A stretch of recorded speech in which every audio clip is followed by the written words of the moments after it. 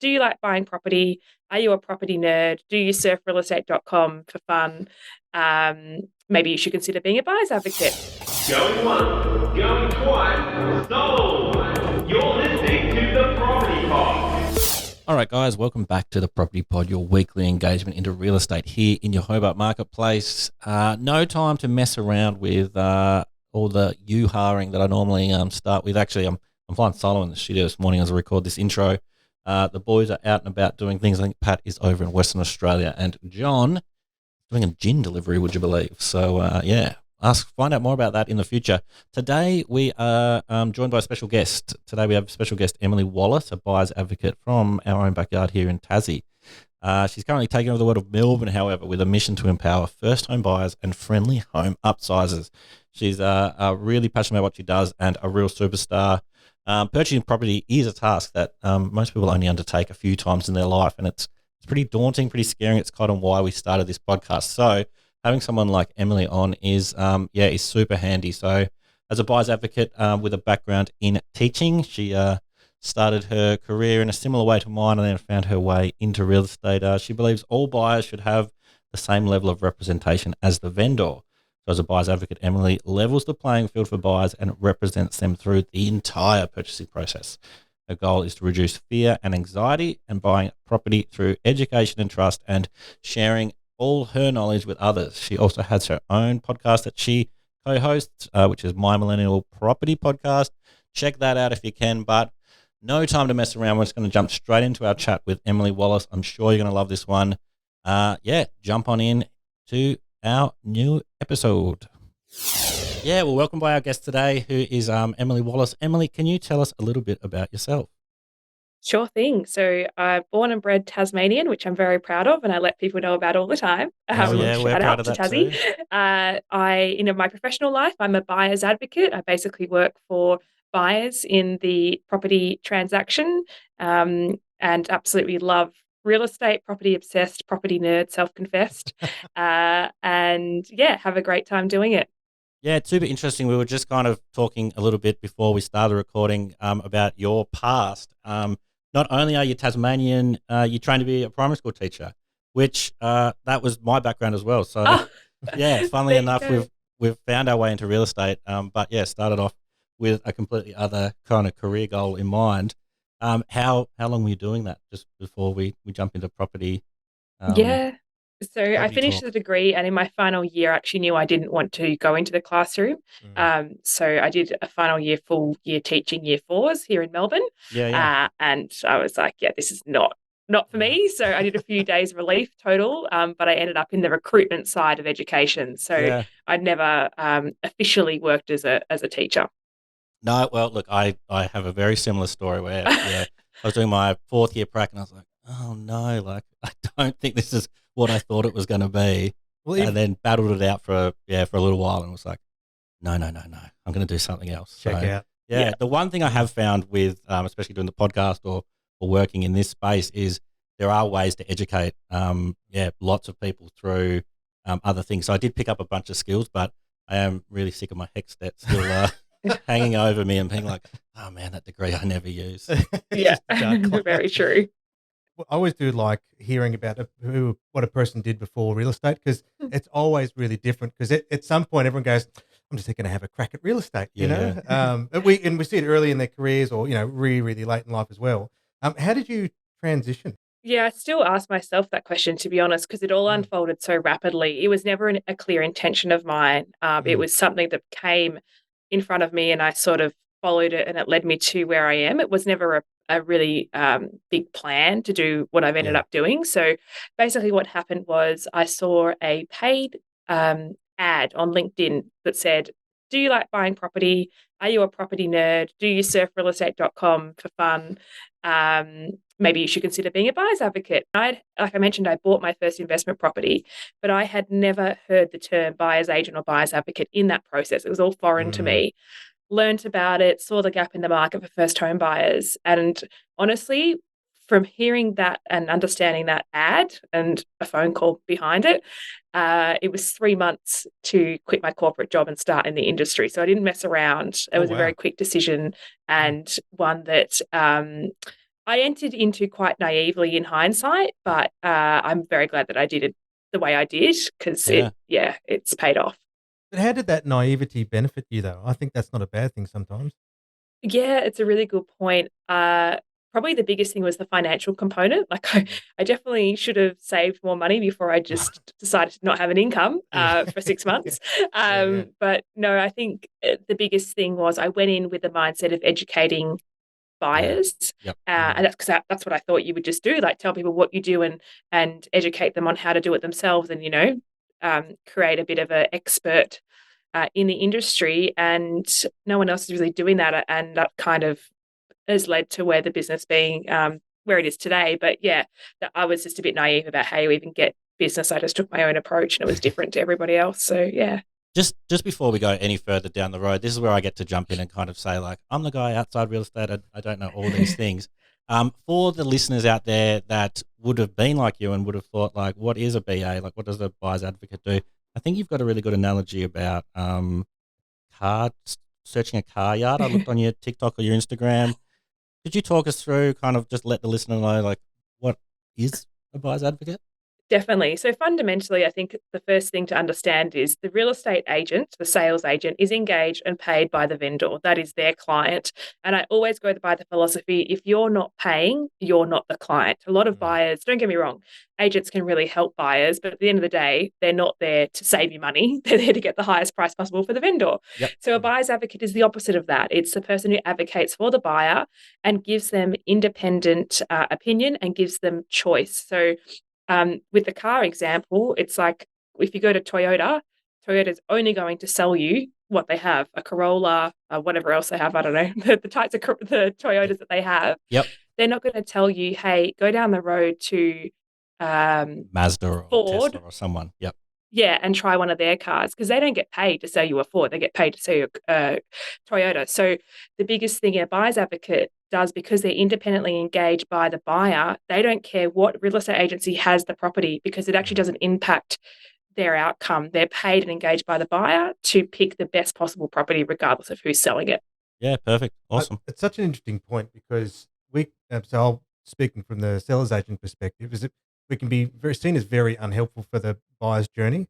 I think, well, they go, oh, look, well, can you help me find a property? It's like, well, I'd love to, but unless it's through our company, I'm not going to get paid. So, and like you said at the beginning of your career, when your whole structure is paid by transactions and not by the hour, you really have to understand and remember who it is that you're investing your time in and getting paid from. So I think a lot of buyers, and which I love the other side of counter for buyers agents, because they can actually experience what it's like to have a professional working for them. And I just don't, most of their experience getting into the industry would not understanding that fact that, look, no one's actually working for you.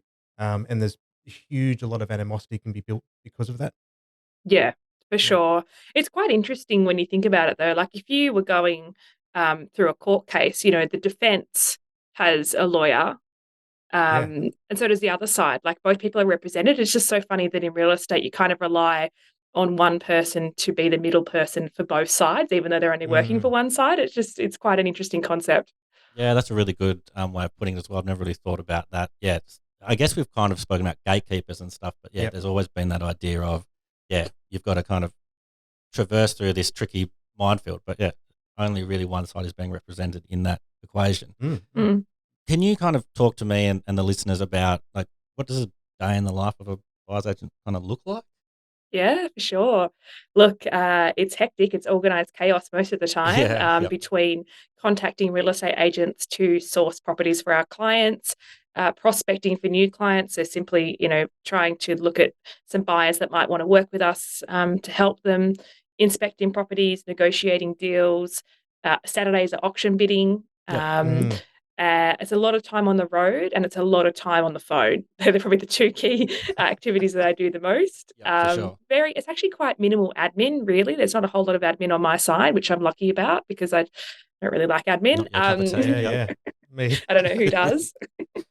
You guys are two peas in a pod over here. Although we did do a big personality. I'm going off track, but a big personality test for our business, and it just defined who hates admin and who just lives for it. You know, and you're at the top of the. I'm the on the hate list. real fast spectrum. Sorry, I mean, you keep going. Yeah, they're different skill sets, aren't they? Yeah, you yeah, know, absolutely. so yeah, a vast majority is inspecting and qualifying properties for our clients. And trying to get them as much choice as possible. And that really comes back to how many real estate agents want to do deals with us and will give us exclusive access to properties that they have, or at the very least, some intel on a property they have coming up, which is the aim of the game. Yeah, I kind of saw in your in my little research phase of preparing for this that you had another video that was kind of like, we are friends with real estate agents, like they're not the enemy. Building that relationship is really important. Yeah, and like we took a team out for lunch last week. We've done a few deals with them, and it was just like sitting down with colleagues. Like we really are friends with them. Yep. We do make sure that we're very much on the buyer's side, and they're very much on the vendor side. Like we go into battle for each other's best interests, Yep. but certainly it's a lot easier to get information out of people and to put deals together when you actually have a friendly approach rather than a us against them approach. Well, I guess that another thing is kind of, if you're the agent, the selling agent on your side of the fence, John, and you've got listings coming up, or you've got buyers, or you want to find the buyers, you've literally got a resource there where they're like, hey, like, let's team up, let's make this work. Absolutely. Then you don't have to go through all the extra marketing phase and kind of, or the hunt of finding the buyer. You've got someone that's basically doing that for you. Excellent. And you're dealing, one of the things that I love is that you're dealing with another professional in the industry. So the conversations are very, very different. In that, like if Emily and I were to engage in a negotiation, we'll be able to quickly cut through the noise very, very quickly because we know all the terminology, we know all the terms, we know what everything means. Yeah. Whereas if I'm trying to negotiate with a first home buyer's just come in, I'll often spend 30 minutes just walking him through the terms of the contract, so that at the time when we're ready to start discussing price and terms, they know what the hell they're even talking about. I don't mean that maliciously, but for me, it's from a seller's perspective, I need to ensure that a deal, even if it's signed, prices are relevant. Is it going to go through? Yeah. And you can be guaranteed if you're working with a buyer's agent, well, then just by through that connection alone, it's like this contract is 100% solid. Whether or not those terms are going to work for us, we'll get through that. But by me working with Emily, I know that this is something I can depend upon. Yeah, for sure. Yeah, and I know auctions aren't as common in Tassie, although I wish they were because they're always really good fun. Oh, I totally agree. Yeah, like they're a great avenue to sell a property. But in Victoria, like we're the auction capital over here, and when a buyer's agent rocks up to an auction, the agent knows they've got at least one person bidding on the property, and it just de-stresses them. It makes the process easier. We're going to bid at some point. We haven't gotten this far to just rock up and watch. Like we're bidding, and it's guaranteed. So I think that also helps in the auction arena as well. That's got to be like a good feeling. It's almost like a rock star showing up, or like, like when they do the wrestling entrances where they walk into the ring. Right. You need like entrance music, like, and Emily Wallace. Oh, please do that. Please do that. The, what are they called? The fireworks going up in the background. Yeah. Yes. I love it. Yeah, I'm doing that. If ever you bid an auction, we're bringing fireworks. Well, I promise you. Your recent, so John's older brother is Luke McGregor, the stand-up comedian and television presenter. Yeah. So John did an auction only recently, and I swear you were like practicing some gear, like some real comedy gear. You're like, all right, I'm gonna get the stretches going on. I was like, I feel like I'm at a stand-up gig and an auction all at once. The interesting thing is, we know it's more likely that nothing's going to happen, but you still need to put on a show. Yep. So at least for the there was one where it ends up just becoming more of a just a presentation, I guess, to keep everyone engaged, even though no one wants to put their hand up. Well, I enjoyed the giggle. I was well, look, if Luke needs brothers in arms for the comedy show, he's got someone to talk to. That'd be a terrible mistake.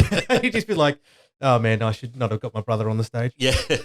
They call it street theatre over here when there's no one, when they know there's no one who's going to show up. It's just like, oh, it's free street theatre for everyone in the neighbourhood to come watch. You usually do a coffee van and, I don't know, bubbles and like kids bubbles, not champagne bubbles, and lollipops and stuff. It would work. Yeah. Well, actually, one thing I was curious, Em, is I know with so with this, I just got through the REIA an ethics review on industry, generally speaking. Real estate agents, as normal, failed hard. And I remember there was one where we're the top 50 professions, and then like distrusted professions. And normally there's normally the top 20, which we never make. But one year they released the top 50 and we got like 47. But what got me was that the average Australian will trust their run-of-the-mill sex worker more than their average real estate agent, which was actually on the thing. It's like, okay, well, that's where we're starting. That's really interesting. But I was curious, do you, from a buyer's advocacy, I just never hear it spoken as the same as it does when representing sellers.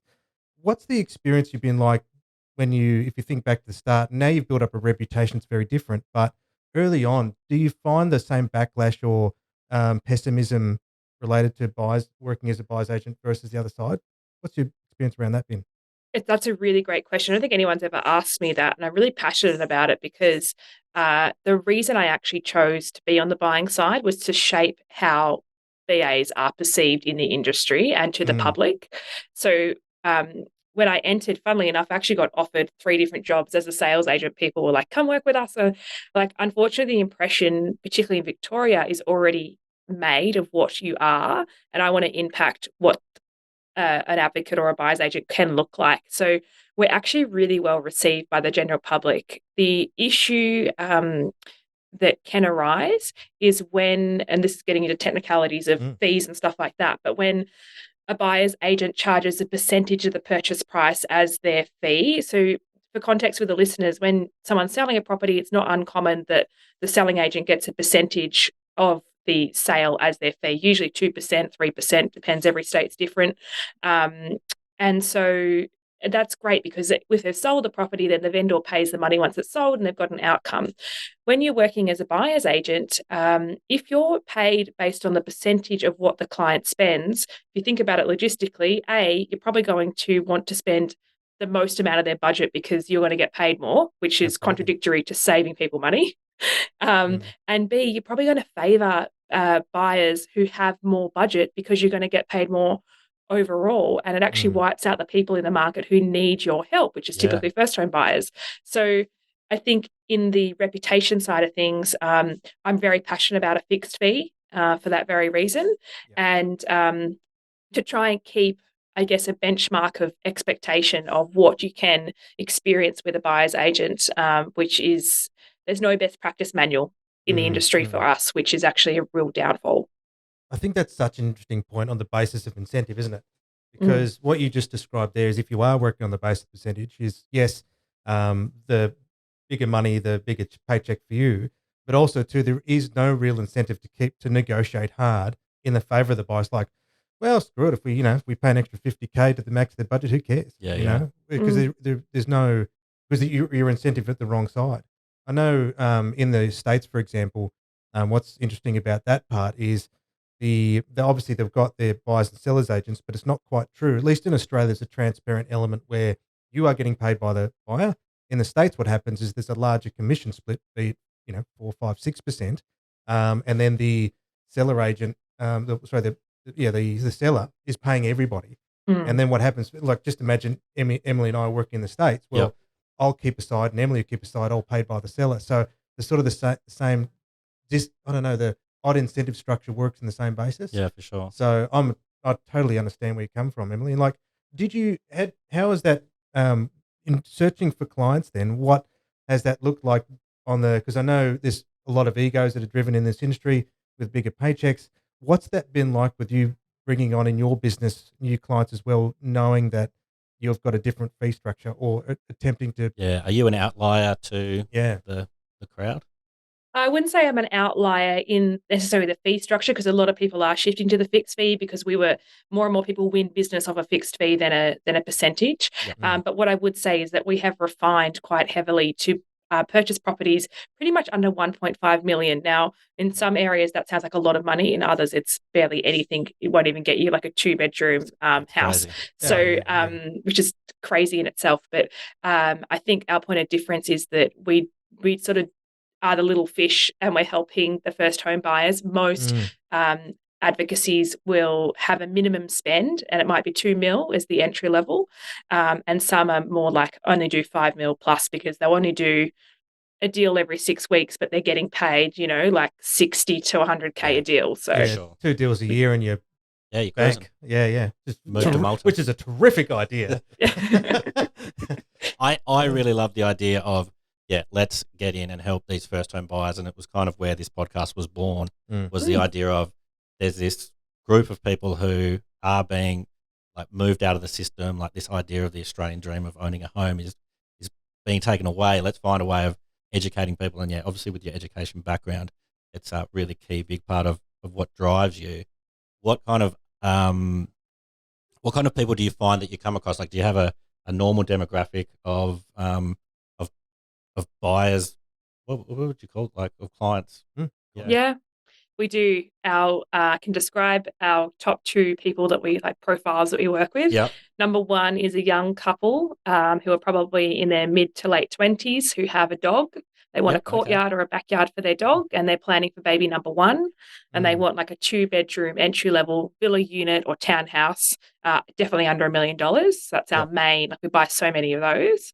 And then the other profile we deal a lot with, which I love, are single female clients who are buying solo, so their mortgage is a little bit less. It's not a dual income household, probably between 600,000 to 700,000 as their sort of safe base of this is what I'm starting with. If I meet someone down the track, this will become an investment property for me. They're sort of setting their financial house up from the get-go.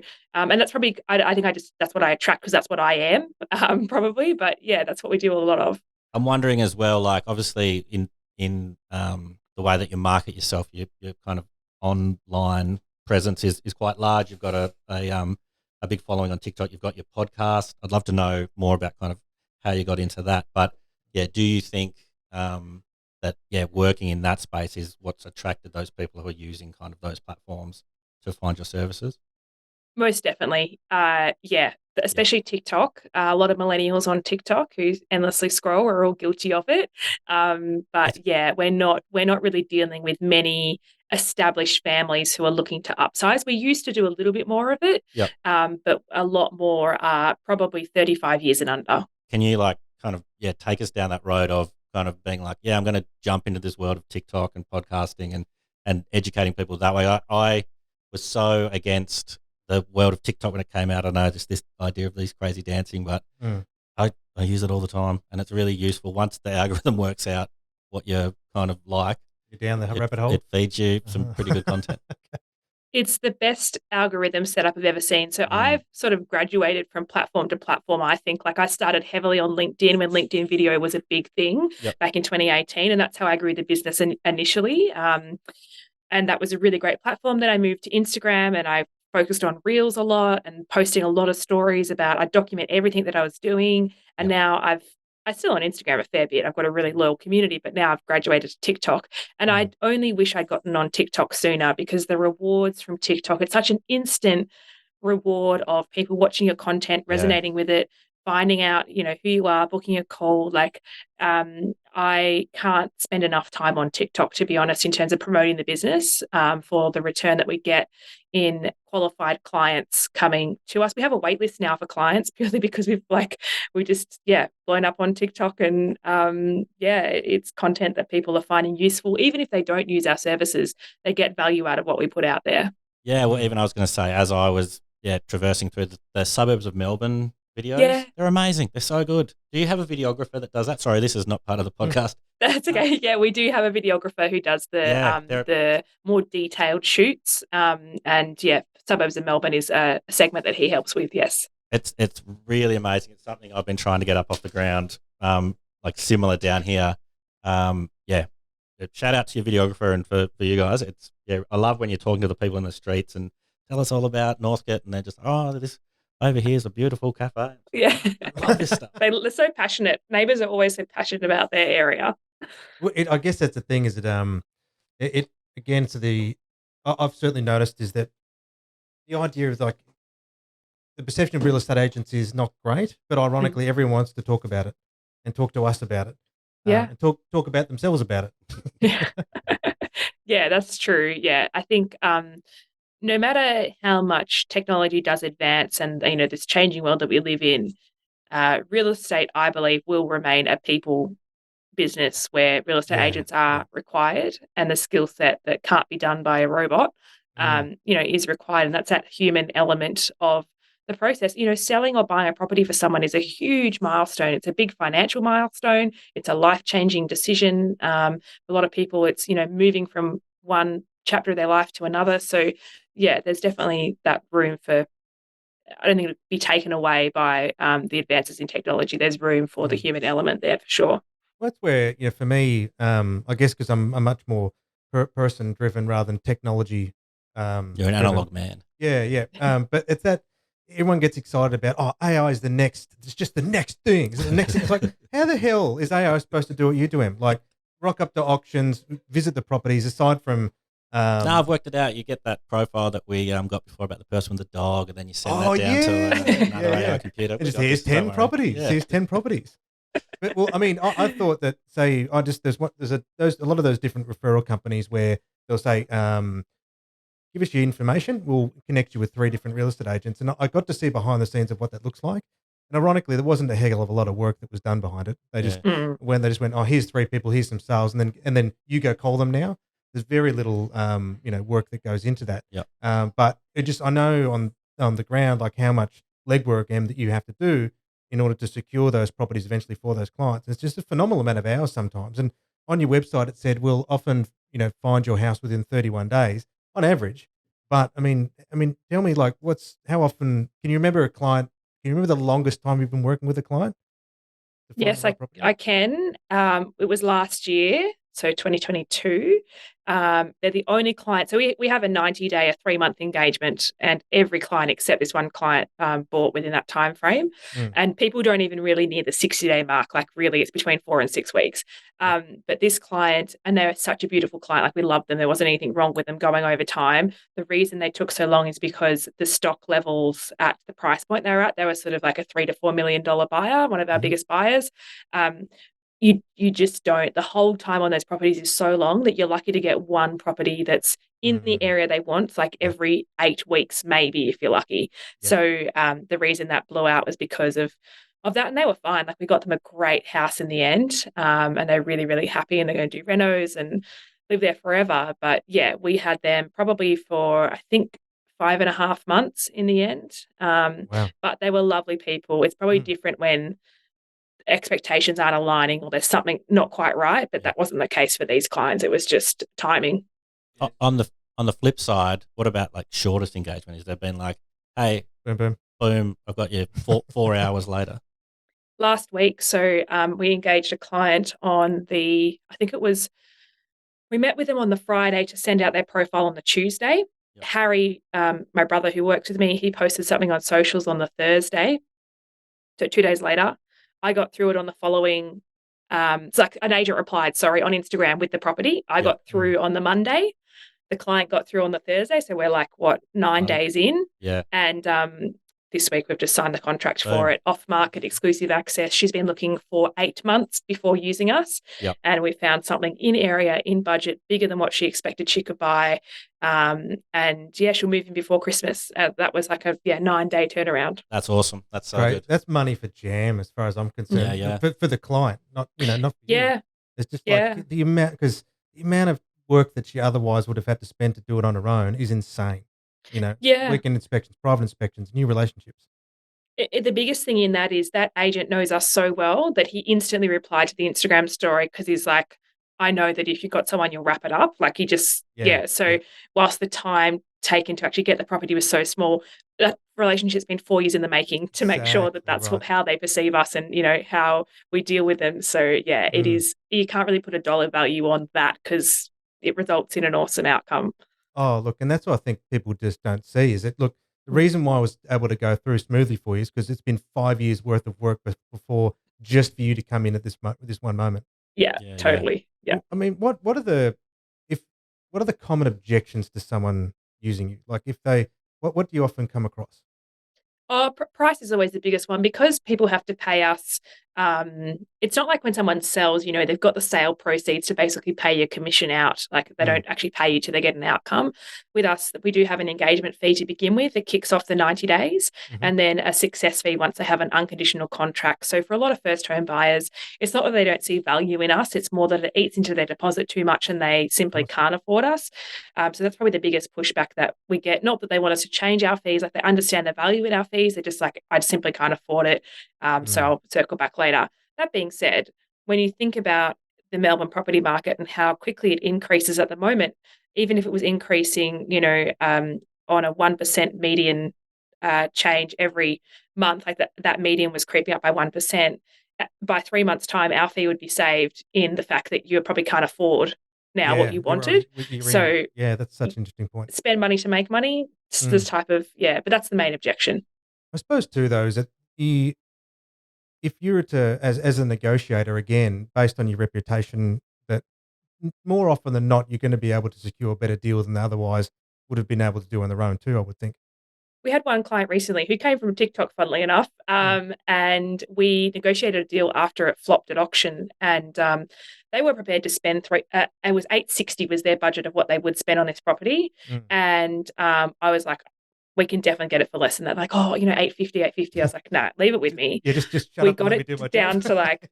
Yeah, and this is the thing, right? If I was paid by percentage, I'd be like, just pay $850, we'll get the deal done. I got them down to, I think it was $815, and they were like, we're so happy with that. Like, let's just sign it. And I was like, nah, I reckon I can get you another $5. Like, that's a couch for your new house. Let me see if I can go in for $5 more. And we got it for $810, and signed. And they would have paid $860, $50,000 if they weren't, So there is a saving. Yeah. And again, like, it's so interesting because it's a perception of value, right? Well, look, I mean, how many times are you buying a house in your lifetime? It's like, I'm buying multiple a year, so it's just, there's such a difference in, perceived value and actual value. And that's such a good one that's measurable. Yeah, and that's the thing. It is hard. The off-market component is actually another real valuable piece. Like I've gotten properties off-market, exclusive access to me. A client has said no for whatever reason, and that's totally fine. But then it's gone on market with competition and it's sold for 60, 70 grand more. Great outcome for the vendor. Like, don't get me wrong, it's awesome sales result. But it's like, well, you could have had it for this, 6 weeks ago. But so there is that saving that you can't quite quantify when you buy off market as well. In those instances too, is it again your clients are just saying, if you do look at that experience specifically, what was it that had your client not pursuing with the sale? Was it the vendor saying no, or was it your client that said, no, I don't want to pay that? It was just that it didn't feel like the right house, which is something that I struggle because I'm so non-emotional about the purchase, but obviously our clients, it's their home. Like it just doesn't feel right. And I just have to take their word for that. If it doesn't feel right when they're spending that much money, who am I to say it should feel right? It's, so it just wasn't the right one. That's tough. It's like, it's a good deal, but I mean, I've heard it said before is that we buy on emotion and we justify with logic later. Yeah. Whereas in your case, you're justifying the logic, but it's just, you just can't get them over across the line. That's just human nature, human nature. So if you're now with the experience you have, are you using a buyer's agent if ever you want to buy properties at this point, or are you, are you doing it for yourself? Yeah, so I've bought 2 investment properties since using a buyer's agent out of Sydney. They cover all of Australia for investment purchases. So I have actually been a paying client of another BA to buy properties. And most recently as this week, I've actually found a place that I would like to buy as my own home. And I don't think I can bid for myself. Like I actually don't think that is possible. Yeah. I've already I'm like, that's my house. So yes, that's how much I believe in it, is that I wouldn't even buy my own property. Yeah. That's awesome. I think I've also seen that things are going so well for you guys. Like, as you say, you've got the wait list, you've moved into a new space you've mentioned, and I think the team is planning on growing come February next year. Yes. Yeah. Looking for a new recruit. So yeah, it's all systems go at the moment. Yeah. So I suppose with that case, mate, like, the next 6 months, then is it you still want to be continuing in the role that you are doing, or are you hoping to transition to an educator for growing a team at this point? Yeah, very much the latter. So I will step away to a degree from doing the deals. I'll be more so coaching the team how to do the deals and step in where I need to with relationships that I have. But I actually want to travel a lot more. I feel like I've missed my traveling years a little bit because I started the business when I was 25. And so I've had my head down for 5 years. And I just want to see the world. So I will do lead generation through the form of content, educating people, and then helping the team out remotely with coaching and training. And then there'll be a team that grows with Harry stepping up more into a BA role, and then other people stepping into the business as well. So I've been saying for a long time that I don't want to grow. I like a lean team, but I've realized that, actually I do need people. So well, I guess it's like you said, when you took the jump from the corporate world into this, you were kind of like, I was unprepared and naive and I just went for it.